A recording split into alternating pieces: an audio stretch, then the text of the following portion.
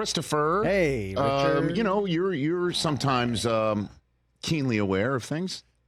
Occasionally. Yeah, you are. Yeah. And sometimes you'll say things into the microphone that sometimes I'm like, really? And other times I'm like, really? And then you're proven somewhat out. And it's jarring. Are you okay? Give me a compliment like this. Are you all right? Yeah. Okay. I'm good. I'm very confident. There's a turn coming here. I can feel it. No, there's not. Oh, really? No. The Kelces did their first pod since Jason retired. And Travis was there. Yeah. Because normally they're zooming in from their different parts of the United States of America. So they're actually in the same room because Travis was there at the retirement announcement. On Monday, and then they went to Cleveland. They were courtside of the Cavs Celtics game last night. Slamming beers last night. So maybe they're the cooler for your Celtics. Yeah, let's keep them You got to away. get the Kelces away from the Celtics. Keep them away in the finals. The Killer K's on the Killer C's, right? Bye. Okay. Get them out of here. So I don't know when they recorded the pod, but they're together. And you were saying that maybe Jason would stick around until Travis was done so they could go into the hall together, right? Absolutely. And Made Travis, perfect sense. Travis had a moment where he was talking about, Jason's contributions to the sport, but not just the sport, to him as a brother playing the same sport, and his comfort level of having Jason in the sport, and now he's going to be playing the sport where his brother's no longer active, I would imagine for the first time, right? Yeah, for sure. Right. Like High this school, would be the first time. played college together. Pop Warner, I'm Yeah. sure all of it. Absolutely. Backyard, right? Yeah, no doubt. So that led to this exchange between the two. We did not talk about much of your retirement, and I wanted to make sure that you didn't feel any pressure from me to keep going, knowing I wanted you to keep going. I wanted you to keep playing this game. Why didn't you tell me this? I would have changed my mind. No. You've always been a step ahead of me in I'm older, Trey. in this game. Yeah, but it's in this game alone, you've always been a step ahead of me, and it's always been like I've had that flotation device right there. To have you out of it, man, it feels empty, and it definitely it feels like it's complete. It was a success.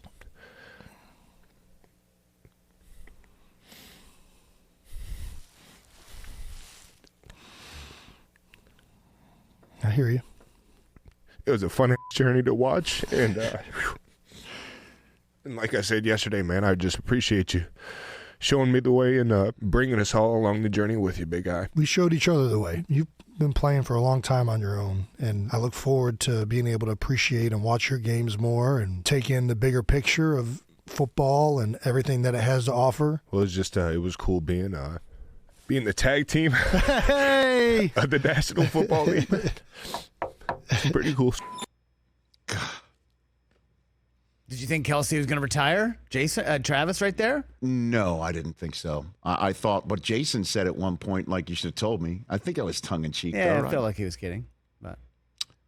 But, man, whatever Ed and Donna laid down in their household, that these two guys are so in touch with their emotions and comfortable sharing it, should be bottled up and, taught and shown, if necessary, to any parents. And obviously I relate. I've probably done more crying on this set than, anybody. I have no problem showing my emotions on the air. None. Full vermeil whenever I can. I don't mind it. I get choked up. I think it is a sign of strength and emotional normalcy, if that's such a thing, to share it. And, when Jason was talking about his wife, meeting his wife for the first time, and that's what love must have felt and things of that nature, I loved it. I just thought, and I know he had a 45-minute farewell tour, and it was longer than most, but length doesn't. I don't care how long it went, because it was so raw and so emotional and so just relatable. And then you learn more about Jason Kelce. not just about some of the stories that he was sharing, but I want to bring this to the fore here because I didn't know about this. I did not know his, the Eagles trainer on the training staff, Joe Opella, had cancer. And Opella told the story on his Instagram feed. And I want to read it to you with some photographs. By the way, look at Jason when they first met, top left right there. That's like Jack Black, right? Yeah, I forgot that he had super long hair. He looks like Mick Foley in the early days. picture. Yeah, good one. Yeah, man. So he was talking about how, in Jason's second year, he tore his knee, that Joe went to the head trainer and told him I needed to do his rehab because he needed to be treated like an athlete, not a conventional offensive lineman, and what would occur over the next 12 plus years would impact my life in a way I'd never imagined. And he talked about the on-the-field accomplishments, off-the-field accomplishments, and the things that they did together, from being his wing bowl corner man to hour-long rehab sessions, followed by nights out on the town and things of that nature. He mentioned how in what would be Kelce's final season in Philadelphia, he was diagnosed with cancer and had to undergo radiation and chemo. And Kelce offered his shore house if he needed to get away and offered to pay for meal services to help out Opella's wife and the family. And he called me randomly when I had been home, too sick to come in because of chemo, just to check in on me and chat about random things. That's who he is as a person. This one got me. I taped this guy's ankles and thumbs every day for 13 seasons. And when he played his last game in Tampa, that was the wild card playoff game that they lost. Yep. Again, I couldn't be there due to cancer. And when he told me he would be retiring, and I expressed my regret of not being the last person to ever tape him, he offered to have me tape him for his retirement press conference. And that's who he is, and I hope these stories can add to an already unbelievable legacy. Guys, again, I'm going full Vermeil here. And I don't even know this gentleman. Yeah. Why don't you tape me for my final press conference so you are the last person to tape me up? And just in case you're wondering if Jason knows the guy, and because again, we live in a cynical world, cynical world where this sort of stuff for me cuts through. Just in case anybody out there is like, he knows him and whatever. And I would do the same thing for someone I know. How about for someone you don't know? This hopped in my Twitter feed from WIP Radio. This caller who called in, apparently, radio stations have been inundated with fans telling stories similar to this about Jason Kelce. It's a caller named Randy who told this story. Now with Jason, I'm a veteran, a combat veteran, and I've seen a lot and done a lot. And I was going through some stuff. I got hit with COVID, and I never had any PTSD, nothing like that. I'd always been able to handle that, just like kind of compartmentalize it and never really worried about it. Well, I got COVID in November 22, and it triggered something in my head, and I ended up being out of work 10 weeks, staring at the wall, reliving kill shots. It was just horrible. Worst, lowest time of my life. And I posted something on Jason's Facebook page, and he called me up. He reached out. He texted me up, and like, brother, you okay? You need somebody to talk to? Wow. That is a wow. He's been my favorite player since his second year in the league. I've had his jersey. Just this one. It's great for him, but man. I don't even know. I mean, that hit me like a ton of bricks. I had to sit down where I was and start thinking about what more I can do. I'm serious. He's got 3 kids. They're much smaller than mine. And a wife who he loves. And I love mine. And I thought to myself, he still has time to, see somebody on a post on his page and like seek out.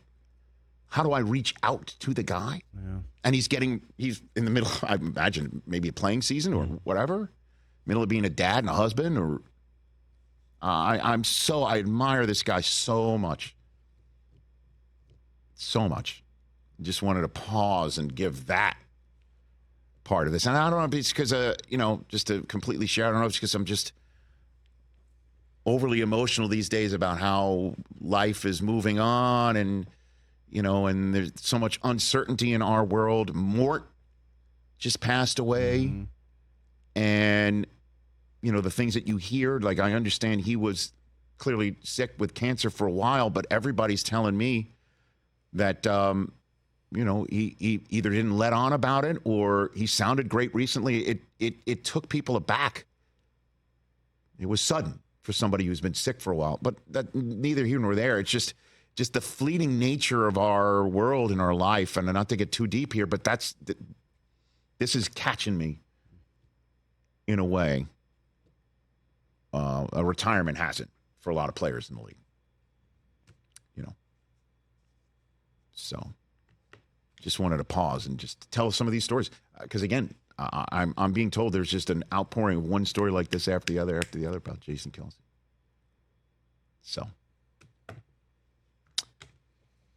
Certainly one of a kind. It's their pod is super fun. If you don't listen to it, it's just two brothers who share a deep love of each other and the game of football, and they're happy to share it, right? And they're super open about everything, and they're vulnerable, and it's not something we've ever really seen before in this type of media kind of landscape. Yeah. And everyone's curious what he's going to do next. I was saying this morning to Trav, talked about being tag teams. They should be wrestlers. Like, wouldn't that be so fun? Right. To just keep that competitive juice Kelce going. says But the tag team champs. I imagine the media will come. I could certainly see Travis following the Rock's footsteps and getting into movies and it television looks like shows. It does look like Jason's not going to wear sleeves anymore. So that kind of makes sense. I did like the sleeveless with the Rolex. That was a flex. McAfee broke that barrier down. Now sleeves are no longer required, But it's, just getting to see him when he was here last summer and just like the 5 minutes we saw him at the Super Bowl at the party, he was like, he was like offended that I tried to say, we're from Rich's show. We met you over the summer. He was like, yeah, of course. I remember you guys. Like, have a beer. We're like, oh, yeah, of course. You're the man, obviously. It was just. And you guys know how I feel about the Eagles. I hate them. And yet, when Jason came in here and you meet the guy and we chopped it up, it's like, man. Crap. I have to like you now. I have to like you. Yeah. I got no choice. He's just that type of dude, man. And he's been in that community for 13 years, right? And his so wife is from Philadelphia. No, and she won't wear anybody else's gear. Anyone else's colors. I know. And gear. so, but that's why if you're sitting there wondering, really, Jason Kelce, the center of the Eagles, really he's up there with Mike Schmidt and Dr. J and name anybody else who's an all-time great Philadelphia sports star. Allen and Iverson, Rocky. And obviously I'm naming, 80s people, but I'm sure there are many others Philadelphia fans can chime in. But when you hear the story of that veteran who called in and the others who were there, and then, the Philadelphia Eagles trainer, part on his training staff, and you hear this and you just wonder how many more there must be underneath the surface. Like, hell yeah. Yeah. Rich, I think about that a lot because it seems like we're always in the media, you concerned with the negative. And I just know for a fact, like I always try to seek out the positive. You know how many stories that there are like this out there, but they just don't ever make them here because, you know, people don't want to see the positive. But we could be talking about the Eagles are screwed that Kelce's gone. Yeah, what happens to the brotherly shove play? How are they going to fill the void? But like that story, man, that made me feel, man, it touches you. It really does. Not here. That negative stuff. No, we try to steer away from that, which I love. And this is kind of like off that topic a little bit. You talked about like getting teary-eyed. As you were talking, I just happened to pull up Instagram and somebody had a post that said so many bowls of cereal and Pop-Tarts consumed while watching these guys, and there was a picture of Mort. Oh, John God, Saunders, I saw that. John Clayton and Stewart. And I saw I'm that. Just right, and I'm looking at this right now. I saw that. Wow, man. No, I saw that. And it's been different. There are different pieces of copy over the same meme. and all with the same meaning. Well, which is that's my childhood. Yeah. Yep. And at the time, I had no idea I was part of an organization that was making children's adults' future childhood memories. Yeah.